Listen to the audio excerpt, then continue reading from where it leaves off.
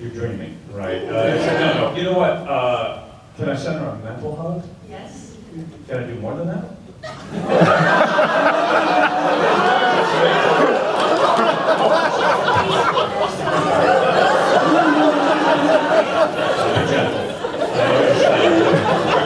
What's your grandmother's name? Joyce. Joyce. We call her Grandma Joy.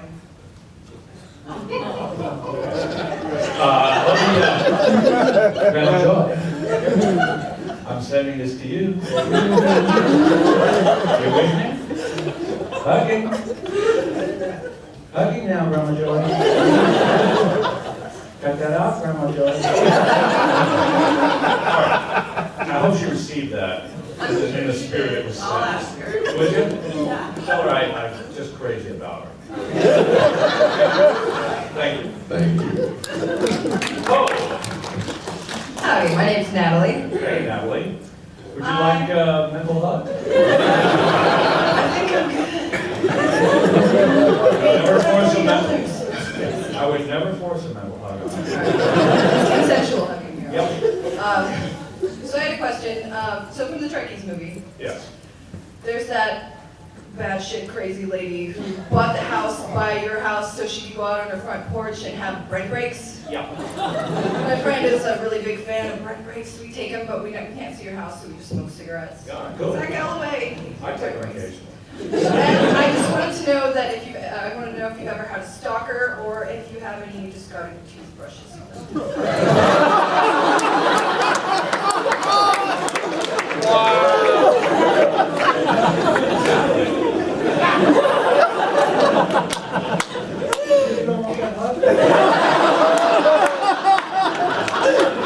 Maybe just a little mental one. A little mental.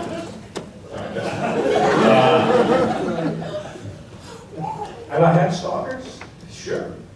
What about that lady in the house? Yeah, you know what? I've never seen this film. I've heard about it. Yeah, what's that about? I mean, it's sad, isn't it? What do you hope to accomplish by, watching my house with binoculars all day? You might catch a glimpse of me. I mean, look, you can see me, can't you? Not that big a deal, is it?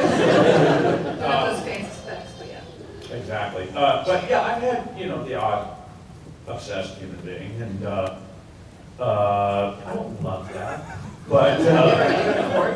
I've never gone to court. I might. There's always the future. There's always. We'll see you behind your dumpster later.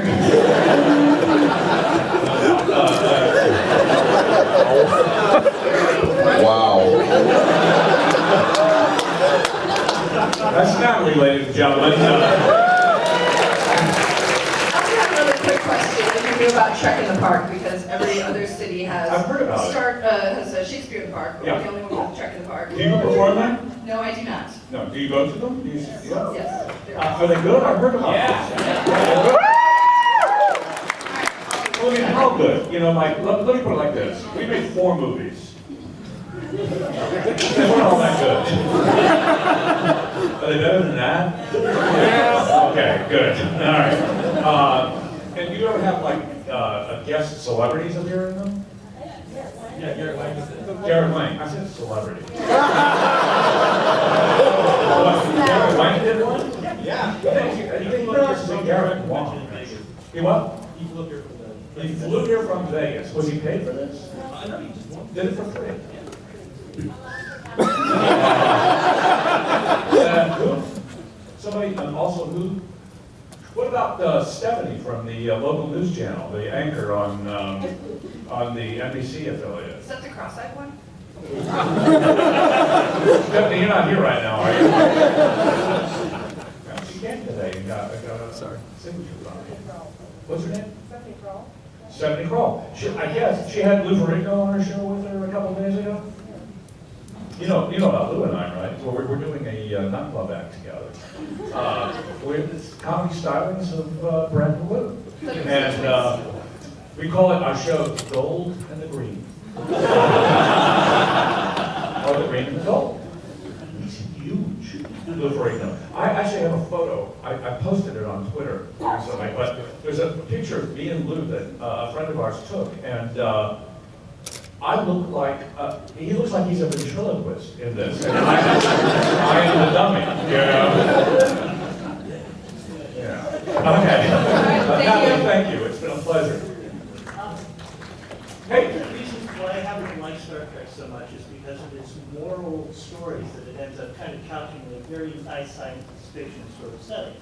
And like Measure of a Man was one of the strongest of the episodes, in my opinion, just for being able to show how something can seem like it's morally right when it's not. Of all those episodes that you ended up doing during The Next Generation, what did you feel had the strongest moral message to it?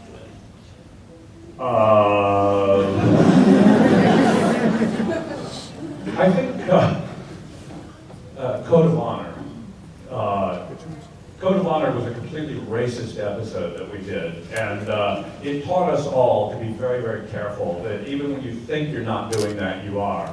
And they pretty much like done away with that episode. It's hard to find now. I don't know if even on the, somebody got the HD, the new HD package, the series 1 on the HD? Yeah? Anyone? No one's bought that. None of No, us we'll be has happy a to hear that. Blu-ray. What's that? None of us have a Blu. At least I don't have a Blu-ray. Oh, well maybe we could get you one. Maybe we could get them for everyone here. If this was Oprah, you'd have your Blu-ray. Please look under your chairs. Find a Blu-ray and an automobile. Oh, you know what? In fact, I know that people say that the show had this high sort of moral thing, and I think the intent was that. I think Gene Roddenberry was very clear about things like racism and just judgment and people who are different from you and celebrating the differences in people rather than letting them separate you.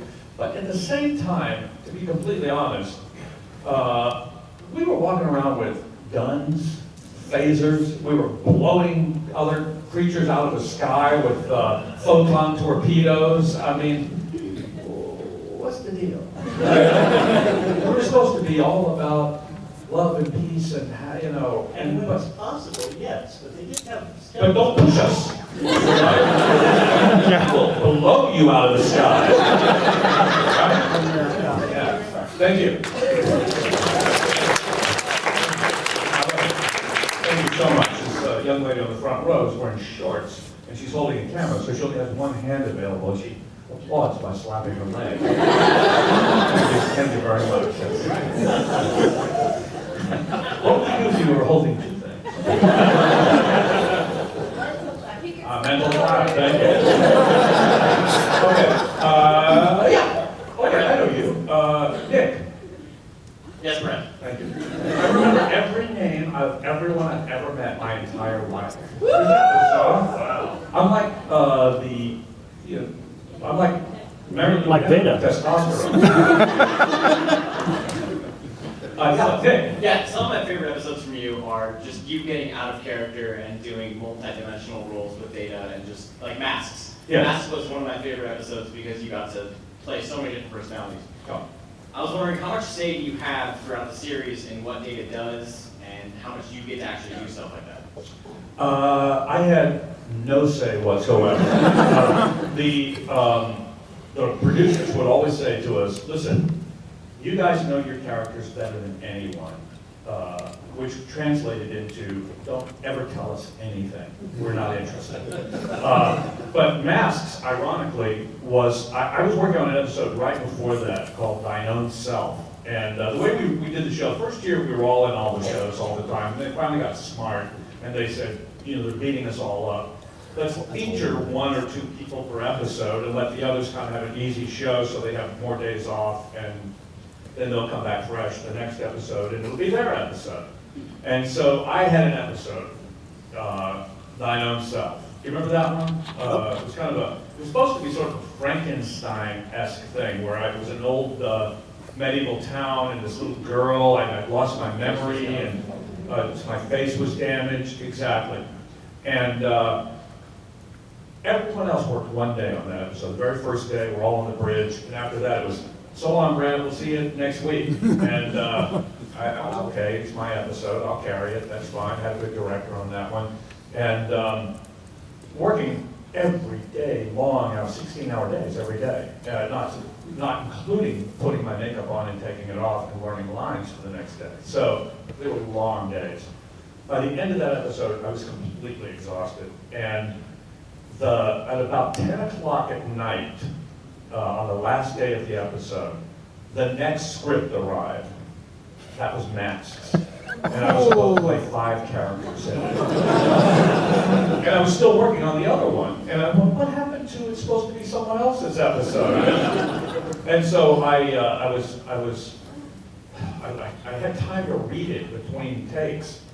And I was just, how am I going to do this? I barely have time to learn this, much less figure out what I'm going to do with each character. So I went to Jerry Taylor, who was one of the executive producers then. And I said, Jerry, I cannot possibly do this. This is impossible. I've got to finish this show tonight. And starting at like noon tomorrow, I've got to know 5 other characters. How do I do this? And she said, we have complete faith in you.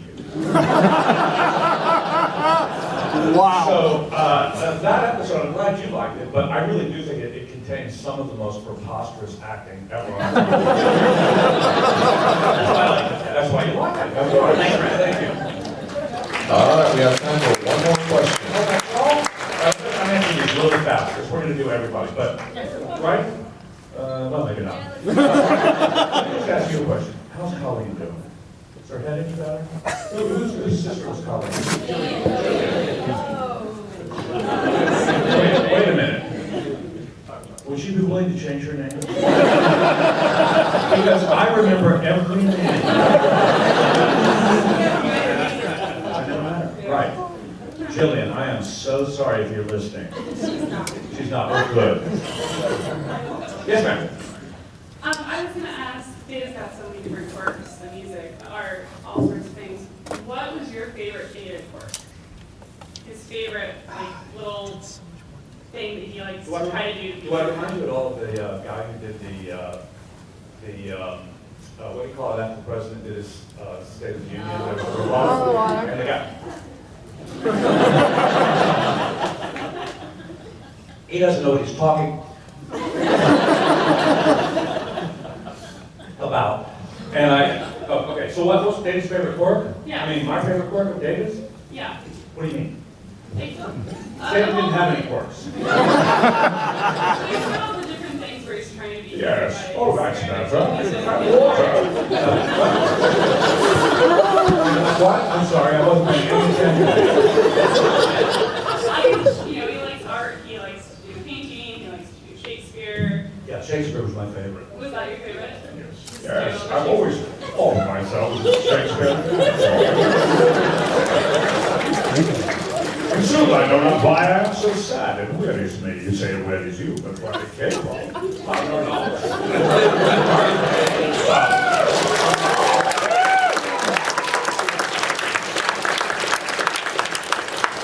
Thank you so much. One more.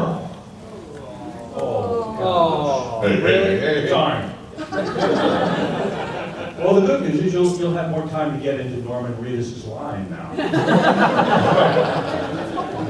Oh, I'm sorry, everybody. Hey, wait, don't go away, man. No, I can see you're unhappy about this. You stood in line all this time for nothing. It wasn't my question, it was his. What was his question? My question, Yes. has it been extremely onerous being Dr. Sheldon Cooper's nemesis? Okay. Thank you. Answer the question. Right? Just wanted you to have your turn. Thank you. Yes, ma'am. We also see the Star Trek characters play poker. We were wondering which of the cast members is actually best at poker. A poker player. Who plays poker in the cast? I guess, I don't think anyone. Trying to think. I really don't think anybody in that cast played poker. I mean, really. I think Dorn played Battle. and fish, go fish. Oh, I wish I could stay with you for a lot longer, but let me just say one last thing. Jillian, you okay now? Ask her, would you? And Jillian, sending her a text? How are you feeling? LOL. I hate LOL. I want to slap LOL. You know why? LOL, people write LOL like they just said something really hilarious. I said on Twitter that I think people who write LOL and it wasn't funny should be punished. All right, enough of me. Who's on next? No The one. last one? So worth waiting for. Thank you so much for being here.